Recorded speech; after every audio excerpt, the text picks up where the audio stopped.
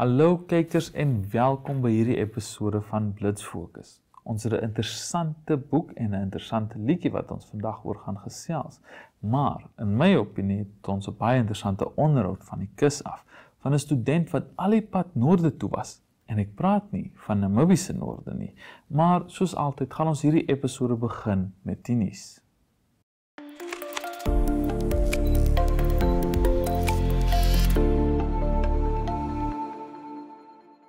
Hallo en welkom terug. Nou, ons is terug op Watsnet. Ons is terug met Irene Marie hierso. En ons gaan nou 'n bietjie gesels. Soos julle weet, ons het laasweek 'n bietjie gesels oor ons liedjies, wat ons geniet daarvan. Nou gaan ons 'n bietjie aangaan na die volgende segment toe. Dit is geen anders as net op die rak. Maar kom ons praat 'n bietjie meer van ons se gunsteling boeke, wat ons geniet van hierdie boeke. Ek moet sê, ek het 2025 begin met 'n marathon watch van All the Light We Cannot See, dis op Netflix, julle moet dit kyk. Die akteur Lois Hoffman daarin is fantasties, hy is een van my gunstelinge. En All the Light We Cannot See is 'n aanpassing van Anthony Doerr se boek met dieselfde titel. En dit gaan oor weeskinders, twee weeskinders, spesifiek die seentjie, Werner Finnish, in die Tweede Wêreldoorlog. En hy figure uit, hy het 'n verskriklike goeie talent en 'n gawe met elektroniese toestelle en radio's en sulke goed. En ek gaan nou weer soos laasweek vir die intellektuele antwoorde gee. Vir my gaan All the Light We Cannot See hoofsaaklik oor mense se verhoudings met mekaar en hoe ons bande bou sommer maar net want ons is mens, jy weet. Want hy kry later paai met 'n meisie wat in Parys groot geraak het en sy vlug met haar pa na Saint-Malo toe, wat as jy die geskiedenis ken, dit was 'n baie belangrike deel van die geskiedenis van die Tweede Wêreldoorlog. En jy weet hy het op 'n manier 'n band met die meisie se oom se broer en al die dinge, so dis hoekom dit vir my baie gaan oor bande. Maar ek dink een van my gunsteling, ek is 'n baie groot nie-fiksie leser en die boek wat my passie vir nie-fiksie oorspronklik laat vlam vat het, was Malcolm Gladwell se The Tipping Point. En dit gaan oor trends en waar kom hulle vandaan, watter omstandighede en soort mense is nodig om 'n trend te laat posvat. En toe hy nou 20 jaar later, The Tipping Point het uitgekom in die jaar wat ek gebore is. En toe 25 jaar later skryf hy toe nou 'n tweede boek, 'n halfe opvolgboek wat gaan oor trends, maar half meer in die ruimte van sosiale media, jy weet. En 'n paar goed wat hy voel hy het verkeerd gedoen in die eerste boek en verkeerd gesê in die eerste boek en homself toe nou gewysig in Revenge of the Tipping Point.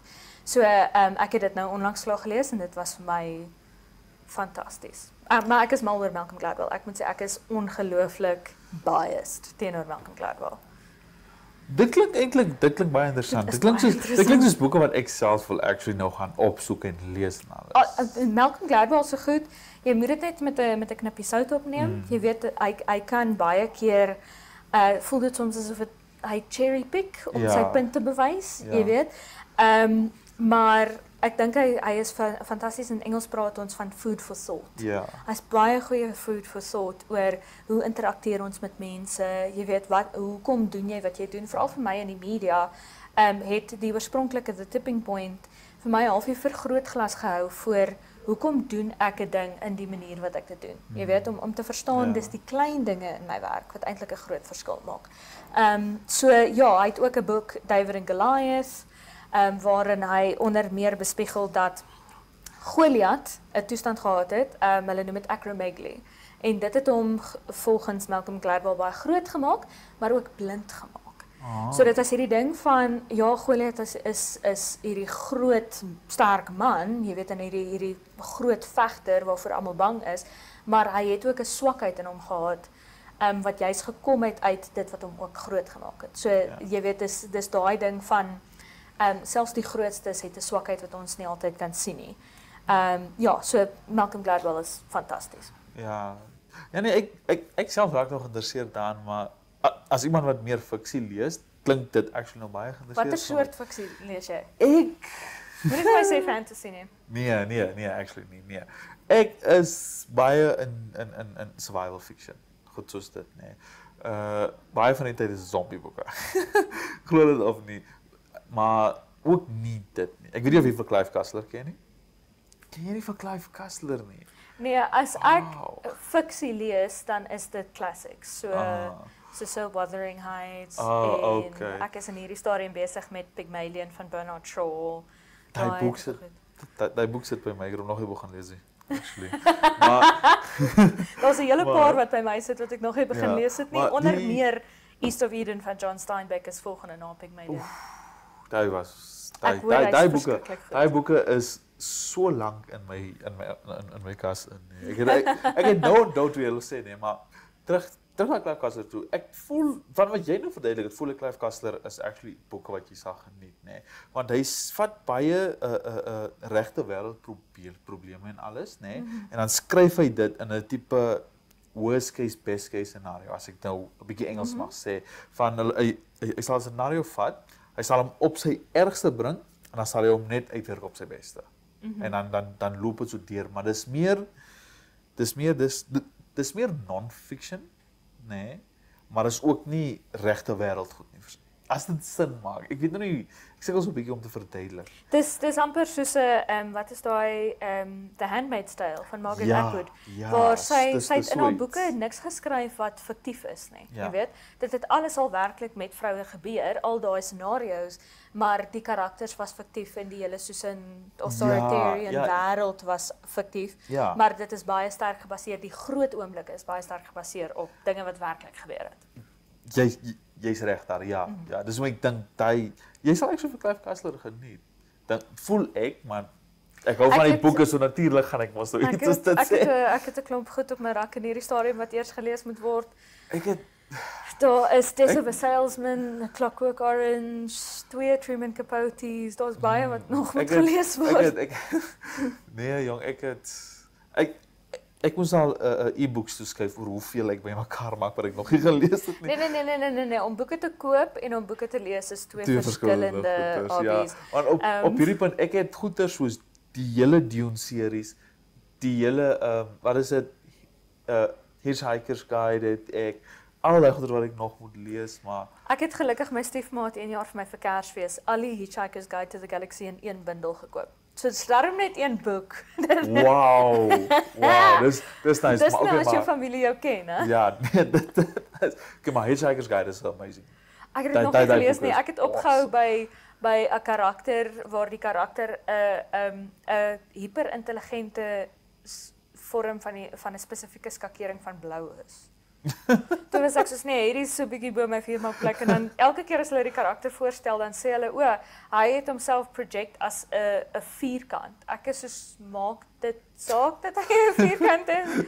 Soos jy kan maar net sê die blou ding is daar, so right. Okay, maar om eerlik te wees, as jy vir Hitchhikers wil lees, nê, jy moet of slim genoeg wees om alles te verstaan. Nee, ekkie. Dit klink nie so sleg. Of jy kan doen wat ek gedoen het en jou brein afsit.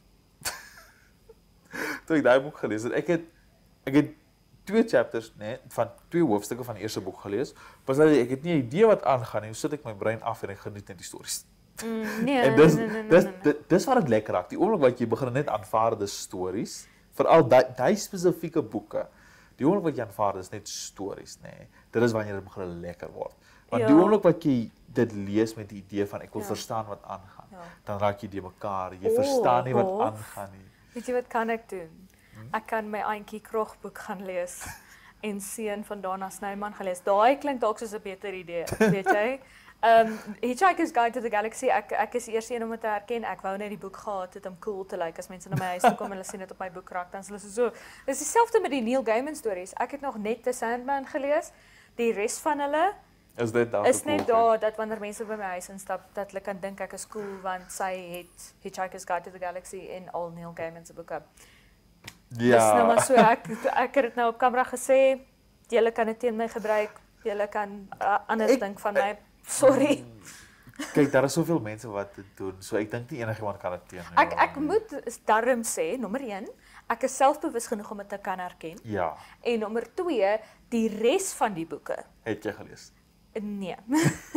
Nee, daar is 134 boeke in my huis in hierdie stadium en dit is nie die boeke wat aan die kus is nie. So, dis die 134 wat ek die afgelope jaar gekoop het. So, nee, maar die res van die boeke is actually my smaak. Dis net die Douglas Adams en Neil Gaiman, dis dit. Okay, dis nou baie. Dit is baie. Ek dink ons moet maar hierdie nuusgesprek eindig dat ons ons boeke kan gaan lees. Of nog gaan koop.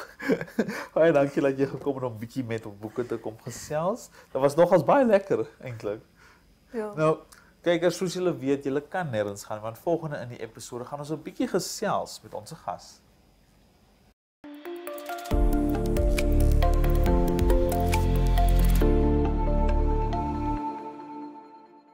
Tegan, you recently took part in an extraordinary adventure, which took you to the North Pole, being, if not the first, one of the only Namibians who've actually gone that far. Tell us a bit about it. You're back now. It wasn't just a holiday. It was a working adventure. Yeah. Tell us first, what was it all about? We are here with Patches. Patches is joining us in this conversation. That is my cat. Yeah, that's your cat. It was a scientific expedition that was orchestrated by Rosatom. It's a Russian nuclear energy company in partnership with Roscosmos. So to apply, I had to do a bunch of assignments and take quizzes. And then I did a video project where I filmed myself and I filmed in front of a lighthouse in front of the ocean. And I had to talk about how nuclear energy would benefit Namibia. So it was very themed around nuclear energy and conserving the Arctic ecosystem. And it was a 10-day expedition on the icebreaker 50 Let Poverty, which translates to 50 years of victory. Mm-hmm. And 19 other children from around the world were invited. So one person from every country. It was countries like Bolivia and Myanmar, who usually do not, it's rather low-income countries. Mm-hmm. And there were also many Russian participants, which I got along very well with. Mm-hmm. The lectures, we did many lectures on the expedition itself, and we did master classes. The lectures were mostly taught in Russian, but we had some very, very nice translators there who were very helpful, and they allowed us to talk to a lot of experts who were on the ship. There were people like cosmonauts, nuclear engineers. There were people who had a very good experience with Arctic expeditions, and people who were knowledgeable about things like quantum physics and plasma technologies. Mm-hmm. And we were allowed to communicate with these people very openly. So at lunch, we were able to sit with these experts actually and have lunch with them and talk about their expertise and the topic in which they are experts on. Okay. The whole motive for this expedition, what was it exactly? Was it just for the kids to learn something, experience something, or was there an actual mission? The mission was to basically teach more about nuclear energy and sort of show that it is safe and that countries like where we come from as the participants would actually benefit a lot. And it was to celebrate actually 80 years of the Russian nuclear industry and 800 years of exploring the Northern Sea route. Oh, okay. So now your interest in nuclear energy, right? Mm-hmm. Where did that start? Tell us a bit about who you are. I mean, you're living in Swakopmund. You do homeschooling.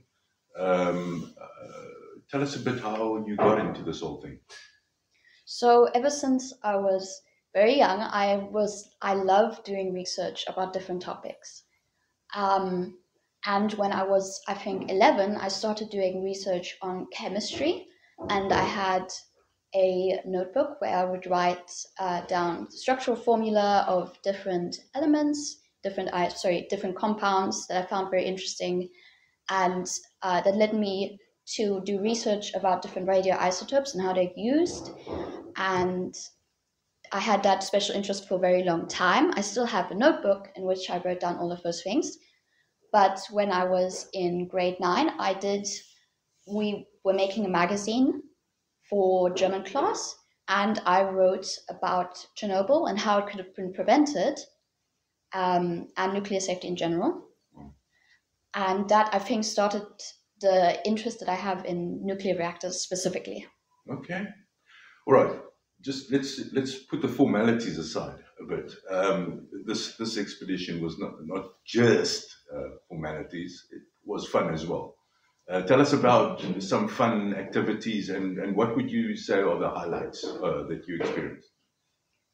Well, for fun activities, there were actually loads. We had evenings where the expert would present memes that were made by participants. That was really fun. And we had discos. I think there were 3 discos where we would dance and sing karaoke. But for me, the highlights were mainly setting foot on the North Pole. That is the number one highlight. What did that feel like? Share that experience with us. You felt the ice, you felt the snow. What did you experience? Polar bears? The most amazing thing for me was actually something very small. It was hearing the crunch of the crushed ice under my boots. It sounds very stupid, but I haven't seen anything like the North Pole in my life. I mean, I've seen wide open spaces, but this was completely new. It was sea ice that we're stepping on. I was on the Arctic Ocean, floating on the Arctic Ocean. It was the most amazing thing. Yeah. It was the North Pole was one of those places where even though a couple of people have been there already, it feels sort of untouched. Like everybody who sets foot there has this respect for the environment. There's this silence, that we shouldn't disrupt this really special place. Yeah. And with regards to challenges that you, before we get there, I understand that you actually were given an opportunity for 1 hour to navigate or sail or drive this massive nuclear-driven icebreaker. Is that correct? Yes. Yeah? Yes. On the first day, I won a quiz, and my prize was to steer the icebreaker. Wow. It was absolutely amazing. I don't know what to say. It was very difficult. My job was to make the icebreaker go in a straight line, but it was really way more difficult than it looked. Wow. Because the machine is very, very huge. It's a massively powerful ship, and yeah, controlling something like that, it feels like you have great power, but yeah, also a lot of freedom. You can feel. Yeah. All right, Kitty Cat, you want to say something as well, huh? Batches. What did you bring back to Namibia with regards to this? What are you intending to do with all this information and this experience that you've had for Namibia, or for yourself as a Namibian?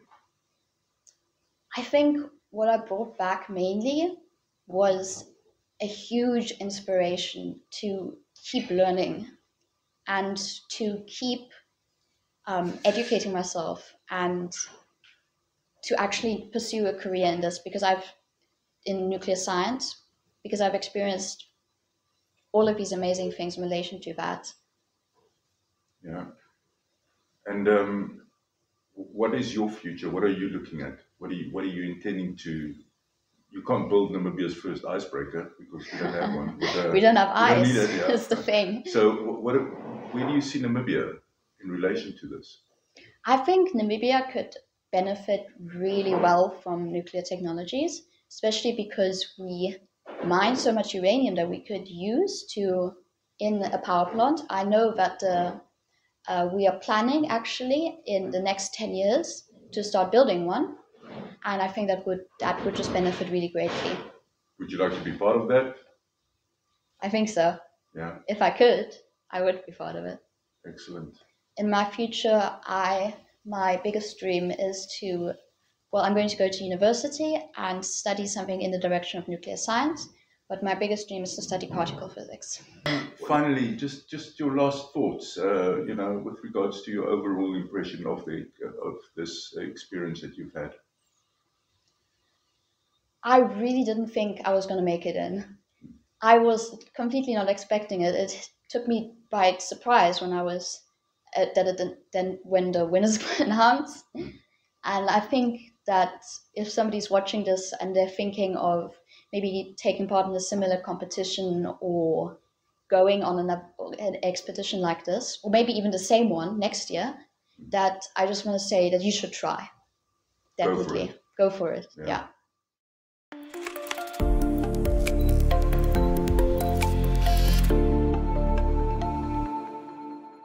Welkom by Nuut op die Rak, 'n plek waar ink en denke saamvloei en elke boek 'n geheime wêreld oopsluit. Sit terug met jou koppie tee of donker koffie en laat die stilte van die bladsy jou omvou. En kom ons delf dieper in die betekenis agter vandag se verhaal. Hierdie boek is Bloed van 'n Vlinder deur Marita Kerrick.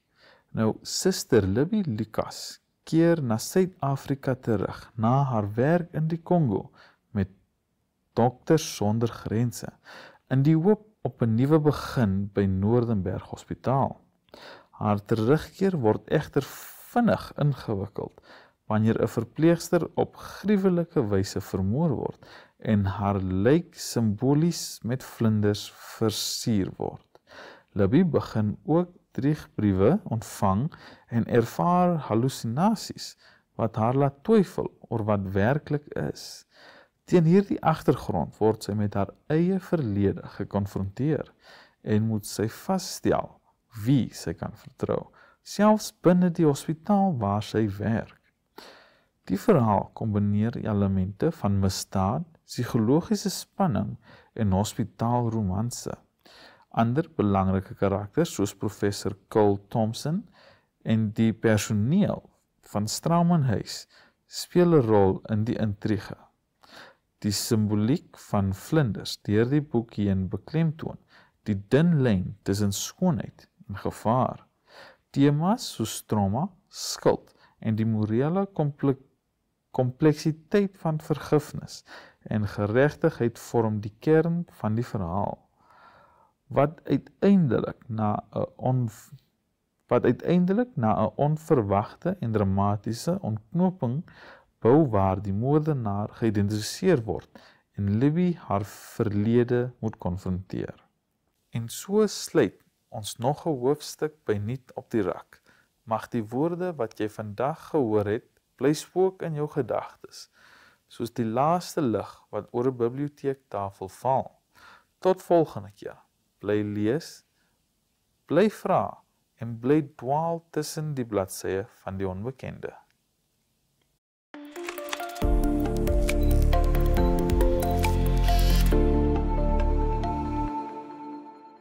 Welkom by Voor in die Koor, 'n plek waar die skaduwees van klanke en die diep geheime van musiek ontbloot word. Hier duik ons in die gevoel en betekenis agter musikante en hulle liedere, terwyl die tyd stadig verbyglip en elke noot sy verhaal verfluister. Hierdie liedjie is Die Mooi in Jou deur Demi Lee Moore. Die liedjie vier die skoonheid en innerlike waarde van iemand spesiaal in die lewe van die sangeres. Demi Lee Moore sing oor hoe haar geliefde die mooi in haar sien, selfs wanneer die wêreld rondom hulle rumoerig en chaoties is. Sy voel dat, al verstaan ander mense haar nie, altyd nie, haar maat haar regtig sien en waardeer. Deur hom ervaar sy warmte, liefde en aanvaarding, en dit laat haar besef dat sy genoeg is en haar eie innerlike skoonheid het. Hierdie liedjie beklemtoon die krag van ware liefde en die waarde van selfaanvaarding. Haar verhouding met haar maat is nie net romanties nie, maar ook transformerend, aangesien hy haar help om haarself te vind en te glo in haar eie waarde. Sy besef dat sy geluk en verveiling in hom gevind het en die toekoms saam met hom bring hoop en dankbaarheid. Die liedjie is dus 'n viering van liefde, verbinding en die innerlike mooi wat elkeen dra. Dankie dat jy saam met ons deur die skaduwee van klank en betekenis gereis het. Neem hierdie stilte en laat die notas nog by jou hart weer klink. En kom terug volgende week om die geheime van 'n nuwe kunstenaar en hulle musiek te ontbloot.